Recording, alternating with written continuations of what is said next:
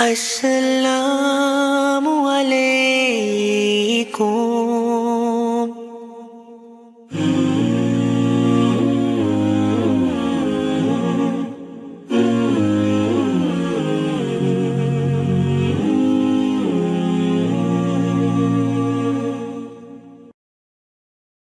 What is the Islamic system, what does it say about a woman being a head of a country or as a president? If, you see, a woman being the head of a country or a president, the Islamic position regarding that is that generally,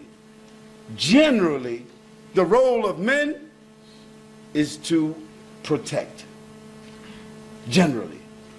To represent, to protect outwardly.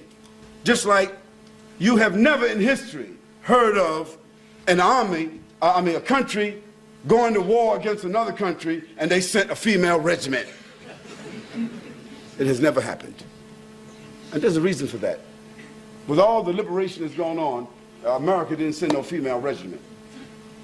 Because generally speaking, answering the lady's question, they are equal in front of God, but they are not the same. You see, if a little rat ran across here right now, the woman would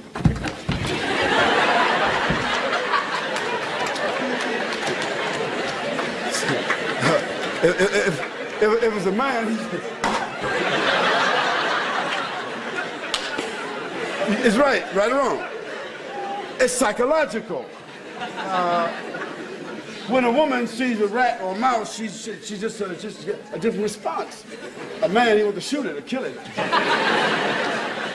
So, the Creator who has made the human beings knows the psychology of women. He understands the anatomy of women. He understands the physiology of women, the sensitivities of women. And so, generally speaking, the Creator has said to us that men should be the maintainers, the protectors of women and children. But now, if there are no such men to do that, then yes, women can lead. They must. And so it's unfortunate if we find a Muslim country that don't have any capable men to lead. It's not because women cannot lead.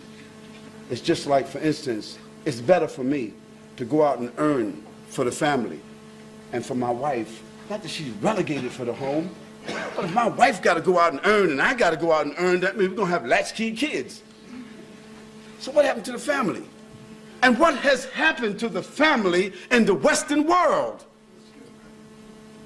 McDonald's, Burger King, what's the other?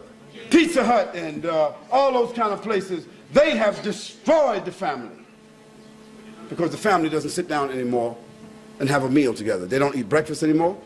They don't eat dinner anymore. And there's no more extended family. It used to be the grandmother and the grandfather, the mother and the father and the children, the grandchildren sitting all together, exchanging values, evaluating what about the homework, what about this, what about that. Now, mom, she's out on her job. She's driving and she got her boss and her career, and daddy, he over with his career, and children got their career, and grandmother and granddaddy, they in an old age home.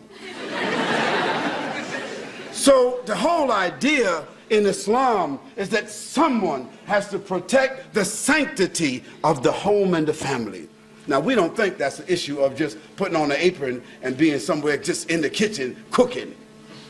Someone has to educate the children, maintain the values of the family, keep the time and take care of the home, make sure that everything that we're working for is taken care of.